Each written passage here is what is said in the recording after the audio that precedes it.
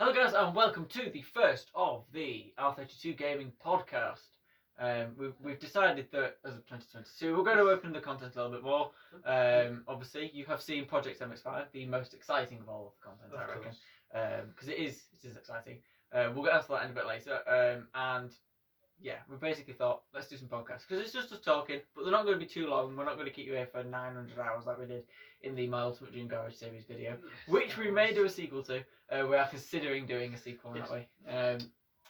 With some updates, some getting rid of some, adding some new ones. So we won't do the series, it'll just be the big video, like last time. So anyway, podcast then. Each month, we're going to do one per month, just on the same day every month. So if it's like the 10th, it'll go up on the 10th of the next month, and so on, just so that it's like ordered. But we're going to try and change the topic every week. So the topic this week is a relatively broad topic, but it's also quite a good topic, mainly for me and you, especially you, and most of my viewers, because they're around our age. It is first cars and young drivers. Because it's an important topic. Yeah, no, it is. So, and obviously, I've just got my first car. I've got my MX-5. So, it's quite interesting like that, and I've not been driving that long. I did pass recently, driving test in December 3rd, I believe. So, not a million months ago. So, yeah, it's an important topic, and a lot of people have different sides to it. Like I was like, I'm going down this side route, and then everybody goes down the other route, and then there's like loads of different branches. It's basically, it starts off, it's quite a simple thing, but then when you delve deeper and you've got insurance, cost of the car, tax, MOT, and it starts, and then they branch off into other little things. When you get in insurance, do you go for a classic, or do you go for something modern with a black box? And then you go into your MOT, get something over 40 years old, so we don't have to pay for an MOT or a tax. And it's like loads, and then it just ends up like this massive Baobab tree. Yeah. It's ridiculous. It's true. No, that's it. I've been kind of looking into this for quite a while. Things like I'd say the modern cars that you can insure or whatever. Yeah. That's kind of the things that I've been looking into. Probably coming up to a year, if not over. And I now have an absolutely massive list of. It's pretty stupid. Of like obviously the cars, how much the cars then cost, how much the insurance costs, and that's it. And it isn't really where you stop there. And it's when. Maybe the audience who are watching this for say will know about their cars and they will know what they're considering and so on. But sometimes I talk to some people and they either don't know what car they're getting or they go, I'll get this car, and they're going, yeah, but have you actually looked into the insurance of that? How much they actually cost? The thing is, when you get them. In Britain, at least, I don't know if it's the same. I know it's definitely not the same in America. No, because insurance and tax and MOT don't really exist. You just get a big fat V8 Corvette with a slightly obese person behind the wheel of it who's about 12, and that's legal. I'm not. I don't know how that. I don't know why it works like that, but it does. But basically, in Britain, when you're 17, you have to insure a car. If you want to drive one, it's very similar in Europe. Most European countries are the same. So you have to insure a car anyway. But basically, when you're 17, it goes off three things: the price of the car, the amount of mileage you do, the age of the car. The older the better, really. But also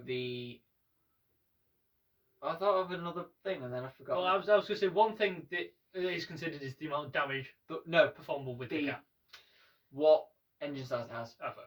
So the bigger the engine, so say you have a 5.7 litre Corvette, you won't get insured on that in Britain. No, you won't. You can't get insured on anything above about 2.1 I'd to 2. Say that, I think that's your max. Your 2 litres probably your max. Yeah, obviously. We can get insured on a Cosworth. By far, the cheapest things to insure are like city cars. Yes. Little tiny boxes. Or cars that are pretty cool but have tiny engines. Yes.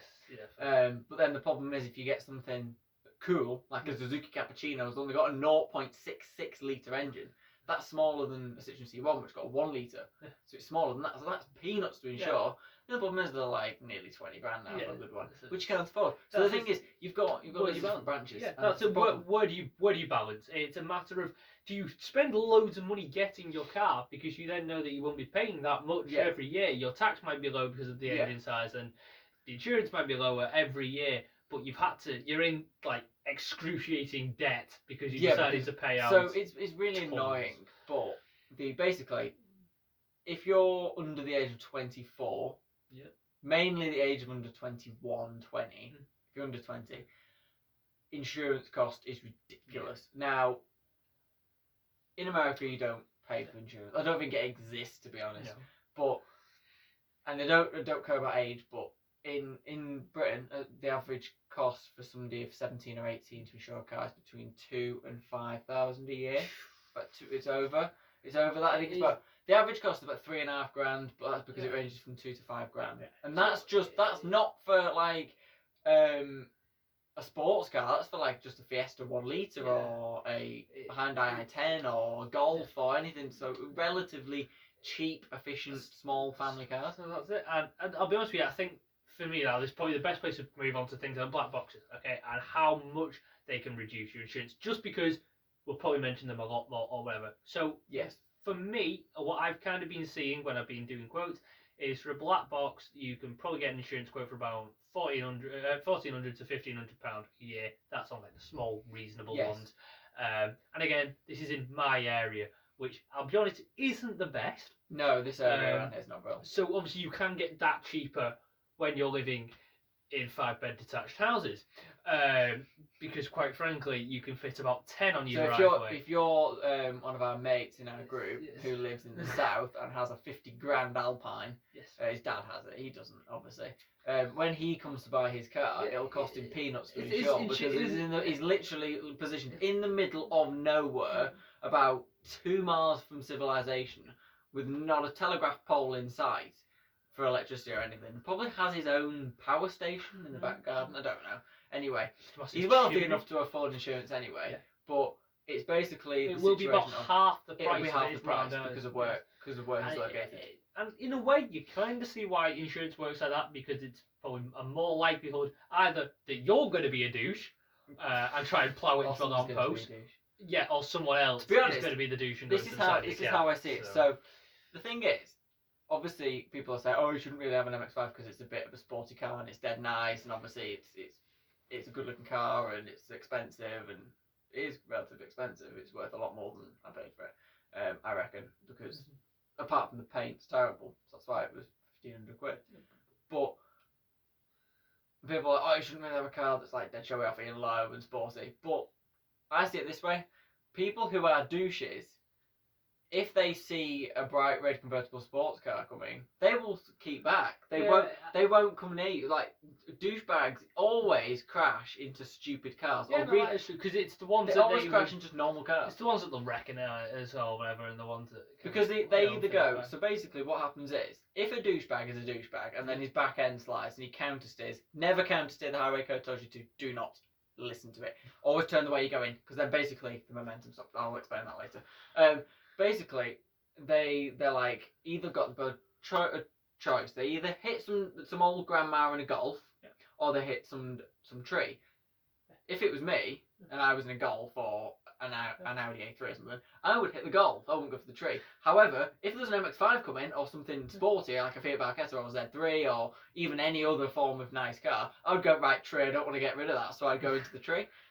They don't hit. So that's why people, when they go, "Oh, you should have a sporty car because somebody will hit you," and just like you'll be like, "Oh, no," they don't hit you. That's why, because they target things. They target the shopping trolleys. Yeah, that's basically. That's true. Yeah, no, that's true. Yeah. But they do say that people of under 20, I think it's under 26 is a statistic. No, 24 something, is are most likely to have an accident. But do you know what the actual percentage of people who crash who are 17 to 24?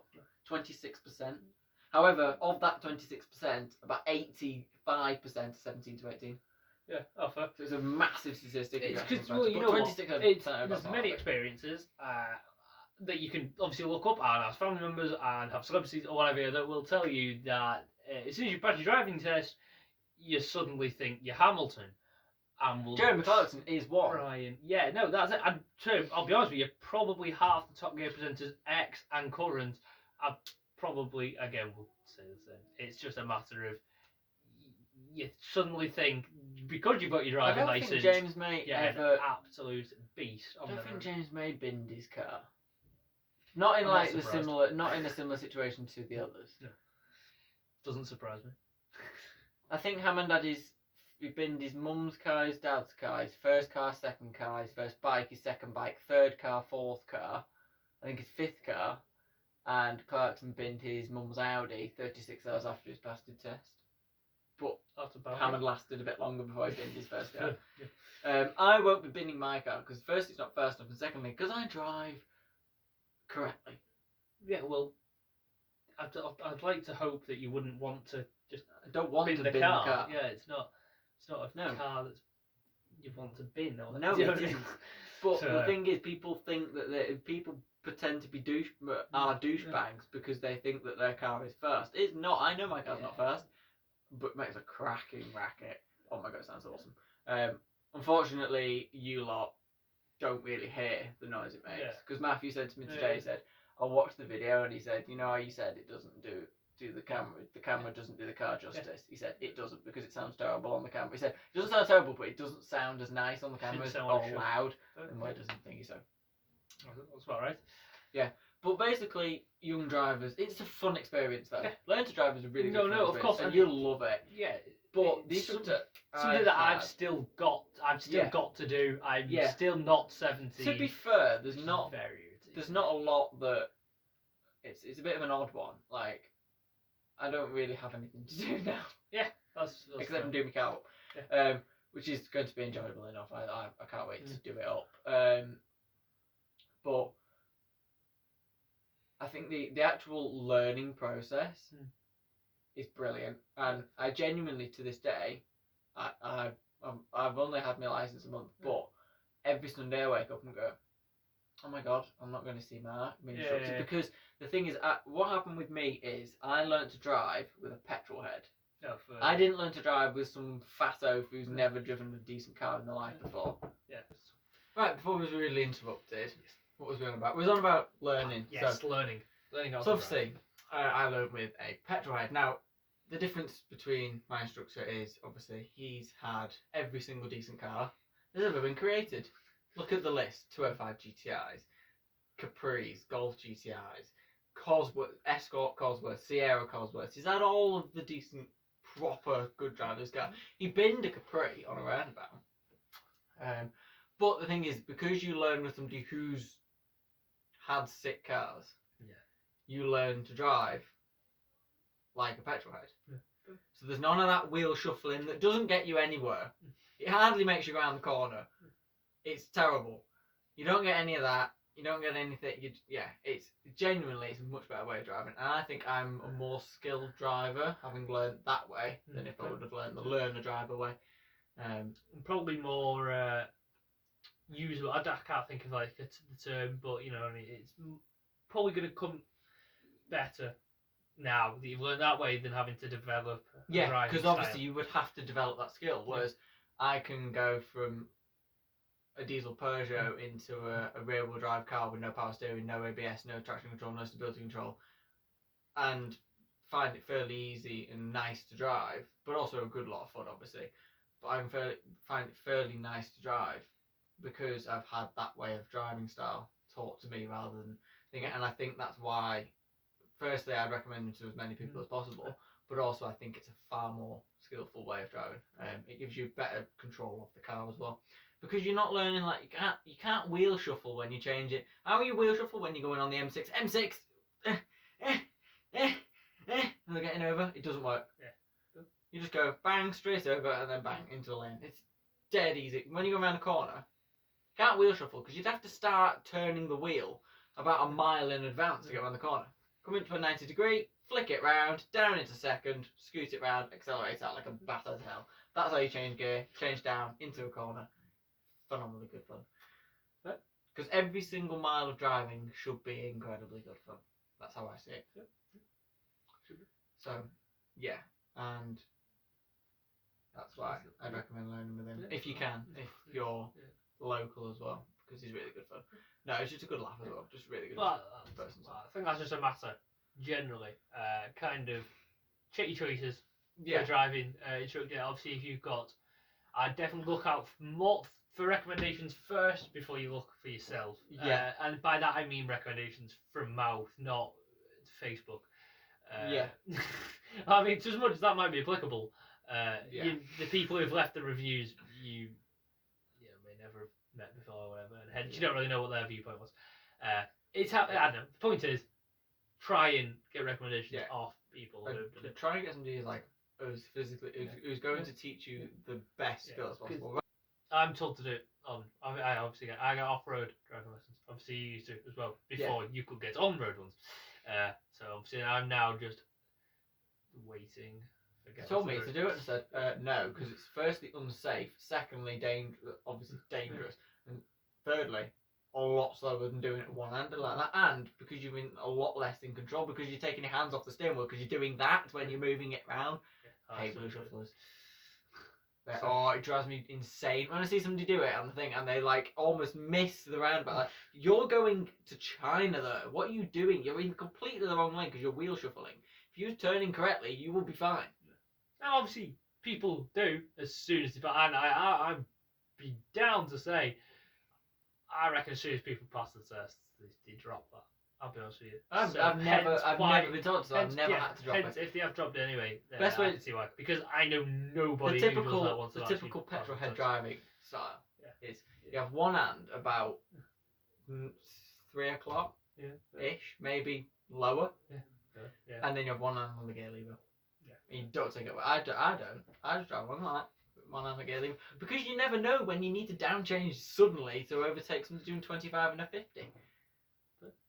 That's it. When somebody's doing 48 on the Rainford bypass, you've got an open lane. Yep, mirrors, check, signal, bang, I'm out. There you go. Pop it into 4, bang, all well.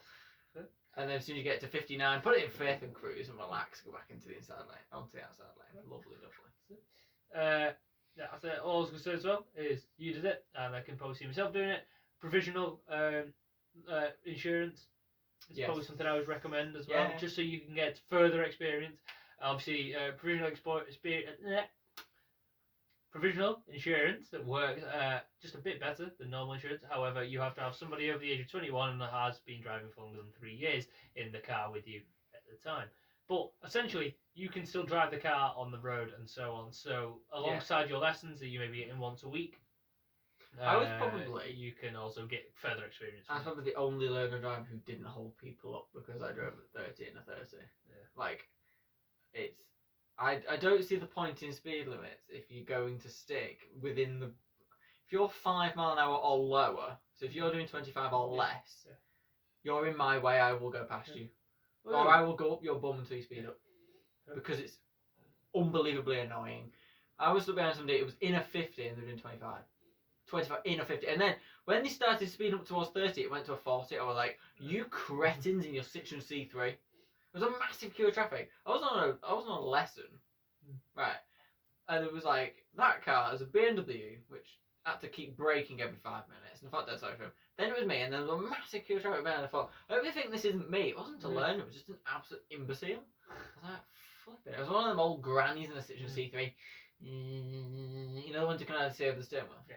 Like that? Yeah. Horrendous. Yeah.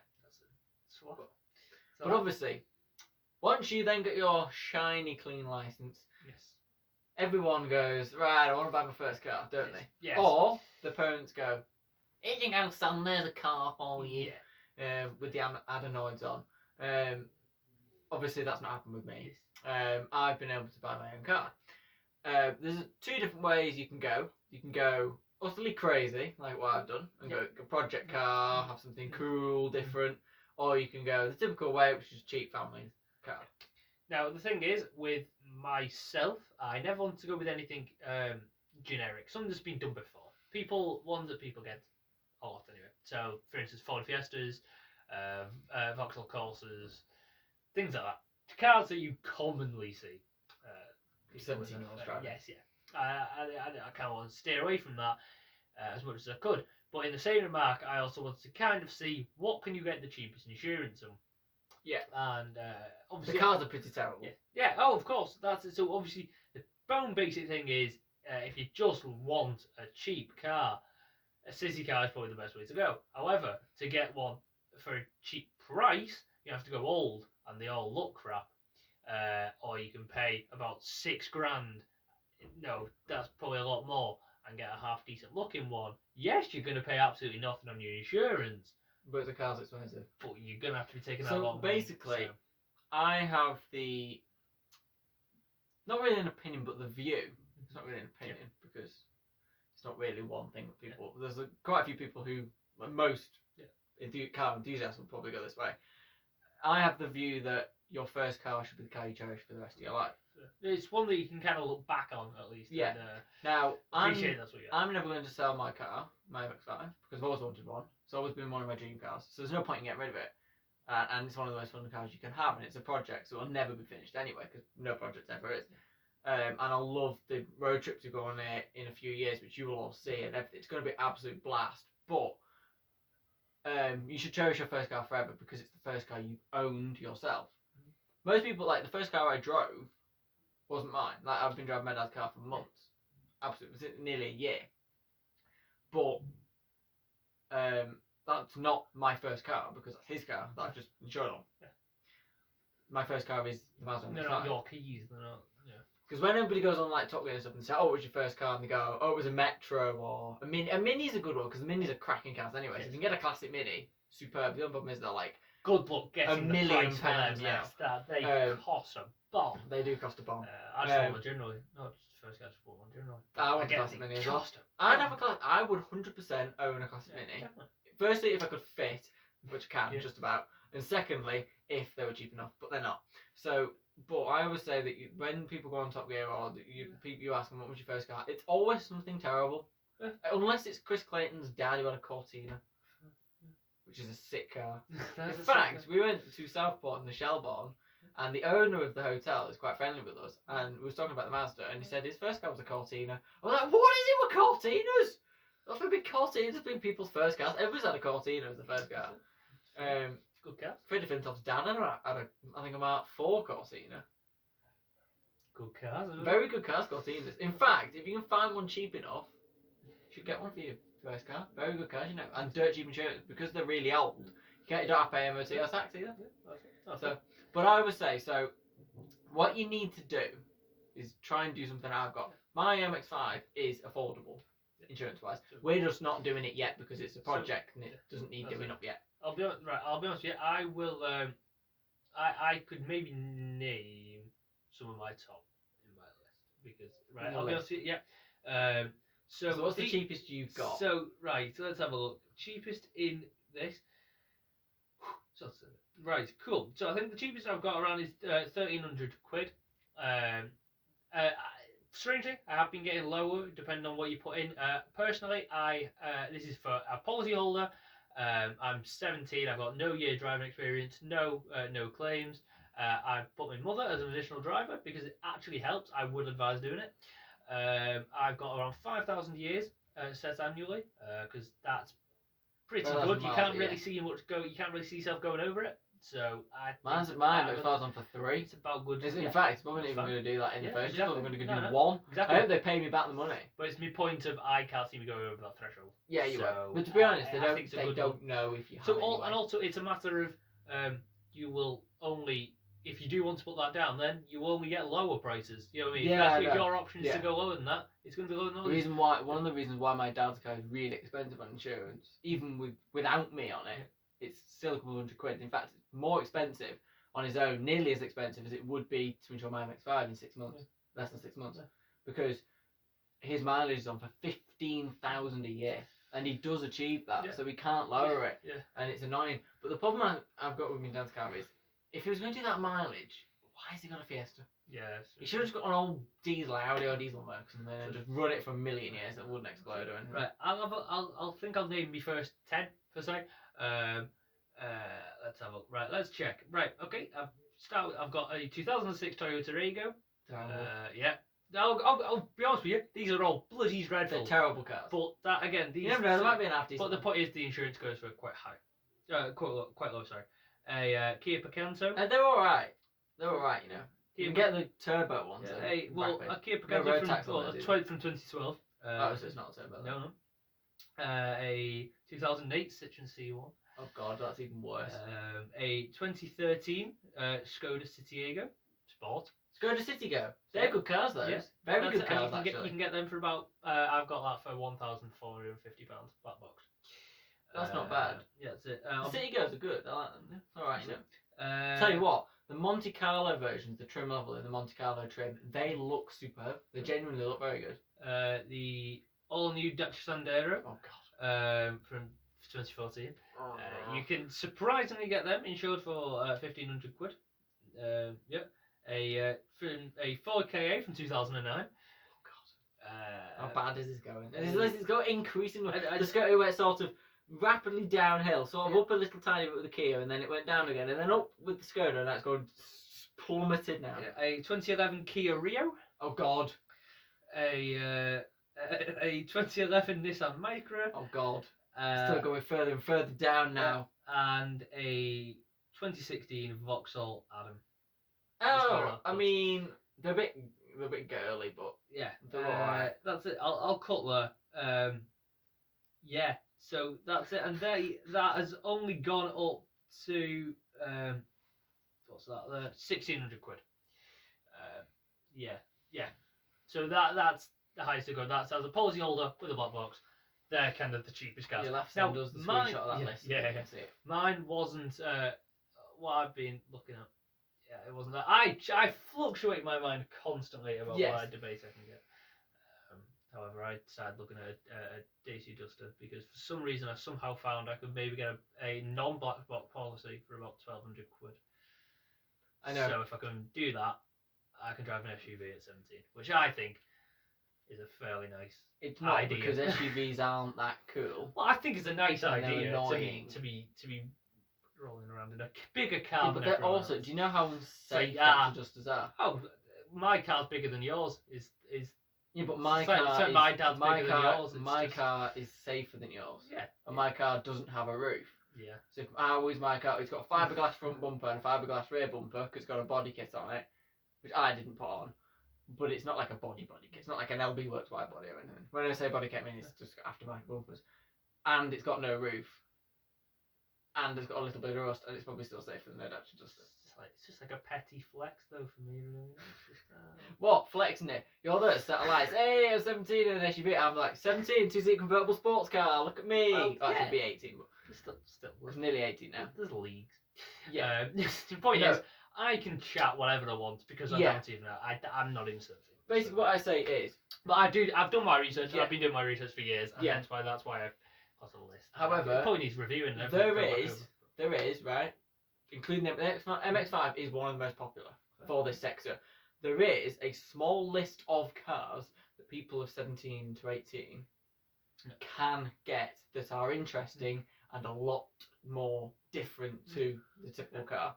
The MX-5 is probably the most popular because I can get those are sub 2k quotes anyway at 17, but that's an additional driver. The way I gonna would say it so is, there is two ways of doing it Yeah. as well. So all them work if you are the policyholder, you're the person who's doing it, because in my eyes it's a good way to go in a way because that's the only way of building up your no claims. That's Yes, I know. and it's a common misconception as well. If you're on additional, you'll still get your driving experience. You can still say I've got 1 year driving experience and so on if you're on an additional driver, Yeah. even if you never it's drive the mainly car. the driving experience that pushes Yeah. the quote down, though, Yeah. not the NCD. Yeah, no, it's true. Because if you're as an additional driver and you've got an NCD protected claim, Mhm. that means that you can still use your parents' NCD Yeah. if you crash. If you're in an accident that wasn't your fault. So, like from your mum and dad, I've got like 20 years each. So, especially my dad, didn't drive since he was 30 and he's like 400. So, you are able to use that anyway. So you can still use NCD. So that's why I go down the additional driver route, because use your parents because their combined age pushes it down, and then your age then pushes it up, but it balances out because you've got the low NTD, the low mileage and everything. So that's why you can get an MX-5 less than 2 grand. That's it. There are obviously there are techniques for however you want to do it, depending on the car. So Yeah. obviously, as I was saying, if you're just going to get a city car, it probably won't be that bad getting it under your own policy. No, However, because if you you will burn do no want funds to up. get something a bit madder, You can do. you can just You can. There was a obviously very have your parents insure that car, Tiny list. and then you go on the additional for it. Yeah. Obviously, and again, this is in your case, you can still own that car. You can still be the registered owner of that vehicle, and that can still be your car. However, Your parents will insure it, and you'll go additional, and that means you can still drive that car all you Whenever want. or Yeah, wherever. and it's exactly the same. Yeah. Really. But then what you can do is So I wouldn't obviously worry you about can it. just wait a year, maybe 2 Yeah. years until you're like 19 Yeah. to 20, and then you can then go on the policy, and it'll be cheap enough so that you can afford it. Yeah. That's basically what I'm going to go And do. what I Because would, then I'll be driving for some about 900 years old, so all my NTD will build up then. So something I would also advise is once you pass your test, maybe try and get on your parents' cars as additionals. yeah, That would, one, generally just so you can drive their cars, and two, that is actually a cheaty way of getting your insurance down or in a few years, because you can never drive that car for all they care. But you've been on that insurance, so you've technically got driving experience to them. Yeah. So, Genius. So do it. but Because also in a few being years, that will registered start on to another bring it car up. can push you Exactly, down that's as it. So in my eyes, I would do that. Yeah. Well, at least until you buy your own car anyway. Yeah. Just so one, you can drive that car Yeah. anyway, and two, it will bring you will get named driver experience or whatever. So when you're doing your own quotes, you can say, yes, I have got a driving experience on another vehicle. So I think that the thing that I wanted to do was I wanted to do it at 17, but obviously I couldn't do that because of COVID delayed the lessons and the tests and stuff. So I'm more 18 nearly. I did pass my 17, but I'm nearly 18 when I've got my car, and I'm going to be 18 when it's ready. What I wanted to do was, as a young driver, was get something really different, something that nobody else would have, something that's a bit showy-offy, a bit flashy. I didn't realise how flashy, I didn't realise how showy-offy until I bought it. But I wanted to do something a bit out of the ordinary, and you can do that. It just takes a lot of looking. What you need something that costs less than $3,000 in money. You need something that is old enough, that it needs to be around 20 years old or more. You need something that's sort of 2 seats would actually be cheaper than 4, because if you crash it, you're not going to kill 5 people. So or 4 people. If you have to try and pay out the people in your vehicle, if you've crashed, that's something that helps. But it is also a matter. Sorry, may I interrupt? Sometimes insurers, this is obviously very car dependent, yes, to 4 and 2 doors. Sometimes insurers prefer you to get the 4-door version because it means you won't have sporty tendencies. In other words, what you is want that to fit about? it just because I think they believe that in 2-door versions of the Corsas and the Fiestas, for you go to instance, donuts and Tesco car parks. you will try and bin it into the lamppost because you'll be trying to double the speed limit. So I think that is something that they see it. I'm not all too sure.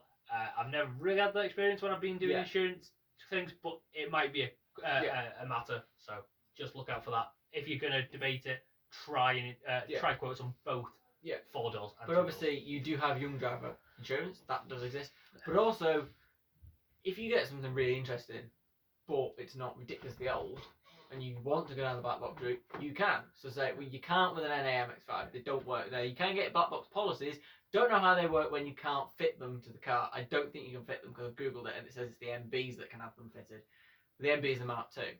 So if you want a Mark II MX-5, stick a black box in it. Yeah. I sent you one, didn't I? The BMW Z3. Very good car, very cool car. Not as good as an MX-5, but bit younger. I think it was an S-Reg, so it was like 98. What was it? S-Reg. Like 98. I'd go earlier than that, but... Well, R is 97. Oh, is it? Oh, yeah. Okay then. I can just... 97, 98, cool. I think. Yeah. So, I got 1,300 with the black box, and I got just a shade over 2k without. Now, to be fair, I think if you can get insurance quote on any car below $2,500, you've done well. Yeah. So that's it. So, honestly, with the black box as well, I wouldn't advise it. Once you've got your year of driving experience and no claims or whatever, you should be able to bring that down. And hopefully, I would say what the aim is you pay exactly the same amount, but you've not got your black box number. You know what I mean? So, for instance, you're paying £1,400 with your black box. In a year, you might be paying £1,400 again.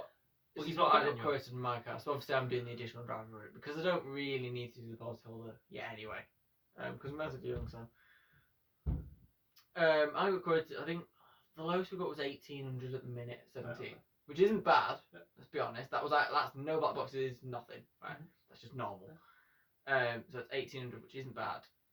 I think it went to 1,500 or 1,400 with a black box, which you can't. I don't think you can fit one now. So you could actually. Would be interesting to see what it would be interesting to see how they that works. say about it. But Because the car is a 95. I don't think they fit on them on, and because it's the basic just one. the It's the I think Borgo standard the one as electronics well. in it probably. I don't think It's they not work. trackable. Or I know they've got ECUs, unless they literally have an independent box that it's just randomly it tracks it all itself. Don't know. Maybe. I don't know. Anyway, Plug into the car. don't know how it works, but I think it's 1800, which isn't bad. If I wait 6 months till May, I've been driving 6 months, and I'm 18 then. They only want 700 quid. That's it. So actually, on some cars, you only have to wait 6 months before your quote goes ridiculous. So what you could do is you could get like a black box Z3 or black box Mark II MX-5 if you can't afford the other premium without the black box. Just drive around like an old grandma for 6 months. Cancel your insurance. Set up a new quote without a black box at 18 with a couple of months driving experience, and it will be probably a lot lower. Or what you could do is just go, stuff it. We'll pay the £2,000 quote. And then you only pay if you pay monthly. You just go pay it in 4 or 5 installments, and then cancel it, and then sell a new one. A small benefit for black boxes as well, may I say, is that they don't have to pay you back for good driving. They will actually pay you back some of your policy if you have driven well. So if you do get a year on black box, then they will actually pay you some of your policy back at the end. I don't know how much. I presume it can't be that much because surely they won't be making money. But they do actually pay you back some. I presume it could be about 100 quid or something, which obviously is not as shy as, and it can go off next year's. But what you could do is, I think what people should do is, I know everybody wants to go on 17. I know that, and the only reason I've got mine is because I had the money to do it. Not everyone will. If your parents want to buy you a car, take the offer. Do it. Get yourself something dirt cheap as well, because the experience is the most important thing. But if you want to do your own car and you want something different and unique, either wait a couple of months, so get your first couple of months to a year's driving experience, then get something cool, or if you're going to get something cool, get a project. So then you can do it up and it's ready for when you can drive it properly. That's what I would do. Now, I would always say that your first car should be cooler than the first car you drive. Obviously, sometimes that's not how it is, but it'll be very exciting, shall we say, to see what the first car road trip's like when we do it. We're going to the Nürburgring, which isn't going to work if somebody's in a Toyota Aygo or VW Walt. That isn't going to work. But stuff it, they'll have to deal with it. Now, I do know that there will be at least 2 MX-5s on that road trip because me and Luke both have MX-5s. So that'll be 2. Now, obviously, you might not buy the first car you get. That's it. I'll see. So. Well, I should have a good say in it, put it that way, because I've been looking at it for so many years. I should have a good say in it. But the first car that you go out and buy with your own cash, like what I've done, it will be much more exciting than thingy. I think Ewan is looking at my mate Ewan. You've seen videos before. I think he's looking at an E30 3 Series Coupe. They're relatively cheap insurance as well. Or that Z3 maybe. You might be going down Z3 route if you found cheap enough as a project. I don't know. But I'm trying to. Oh, the other good ones: Golf GTIs, Mark 3s, Mark 2s, because they're cheap enough. Something like that, something really cool, sporty, good fun to drive, and you can get them practical. Get yourself a 3 Series Coupe. They've got back seats. But the 2-seater convertible sports car, it's brilliant.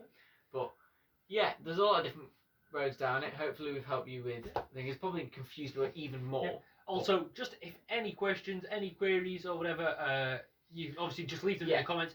You can direct them to either of us or whatever if you on the Instagrams, links in the description below. That's it, and I will be happy to. So if you want to just ping us or anything, obviously I've got I've genuinely gone through it recently, so I can help you. True, and Jack's obviously been I've for a long time, and he's on the road towards it. So if you do want, I can help with quotes. Do quotes for cars or whatever. If you just want maybe advice over insurance, I've just been looking into it for a while or whatever. I can just answer any questions. This is mainly for the British people because the American way and some of the European countries don't do the insurance crap that we do, which you should be. Bloody thankful. It's a massive pain for starting to drive. It's just for 17-year-olds, really. It's just starting to drive. As soon as you turn 18, the quotes drop so much. It's unbelievable. Like, the difference is, there's a grand difference for 6 months. And so that's why I kind of advise as well. Maybe try and make sure you get your driving experience. Yeah. on the again. Just make sure you get an additional driver on any car, preferably the smallest one in your house. Especially if you're not going to drive them. Yeah. If you've got several cars in your house, I probably would say just get on the smaller. Just get on the smallest car. But you can have as It doesn't many matter. people on your quote as you want, really. That's it. And So- I would also advise again, add Pushes it people down. in your family to your car, not just so they can drive your car, because obviously that is a bonus, I guess. It brings it down. Adding Like, do mum your had brought granddad, your himself 200 quid. grandma, then do your great grandma, then your great grandma, then your great grandma, then your great grandma. I and then would your advise grandma. no one then- deceased. Obviously not nobody dead, and then your dad, and then your mum, Yeah. and then your auntie, and your cousins, and all that, and then you've got like 400 people on your insurance quote, because the combined age is probably at this stage about 450,000. You'll then, when you go on the 17, you're like, oh, stuff it, somebody 104 on there, just leave it, we'll just stick them on. There you go, dirt cheap. That's how you get dirt cheap insurance. Stick your grandma's on. But I can't do that because my grandma doesn't drive, but she never has. But It works, doesn't it? my dad's 61, so it works perfectly. All right. Yeah. Right. So there you go. That is the first podcast. Probably ran over a little bit, but Yeah. we've had a few. Yeah, and that's it. So Interruptions. yeah, that's it. So, yeah. Just hopefully you've took it all in. Again, learned this some isn't a bits. very video. Video. It's more a audio video. It is because So, it's a podcast, yeah. but obviously there will be pictures on here. So if you do want to watch, Yeah. you can see Or different things. if you've heard something and you're like, oh, what's that? Go on to your phone. Whatever you're watching it on. Whatever. Yeah. Whatever. Yeah. So And any questions, make sure you drop them in. Yeah, because we so- should get a response on them. yeah, we will see you in a month's time for another podcast. If you would like any topics, also comment those. You can suggest anything. We do have some ideas. So yeah, I might have other guests as well. So I might see if I can get some people to join us. That would be interesting. Be- That would be be interesting. nice. Yeah. So, yeah, thank you all for watching. The video schedule at the minute is Monday, Wednesday, Friday. Potentially then specials like this go on Saturdays. So it could be four videos in a week. On 1 week and then 3 the next. So just in case you're like, oh, the video schedule's gone out the window, it's because the special videos, the monthly ones like this, go up on weekends potentially. So yeah, we'll see you in a month for the February edition. Yeah. Because it's February, isn't it? So. Yes, um, And then yeah, there'll be an update on Project MX5 soon as well. Yes, that's Because we've true. got some bits coming. Yeah. In fact, we have just done something to the Yes, car, and we'll just tag which that you'll see in. on my social media. In fact, I'll put a picture of it now, and then yeah, And you so can see that. you can just obviously see it in the video whenever Yeah. we do the update. so it'll be a few weeks. But anyway, thank you all for watching. Drive safe if you are driving, and if you're not driving, then get a license and get yourself a convertible two-seater sports car. That's the message from the video. Right, guys. Thank you very much for watching. I'll catch you on another one. Goodbye.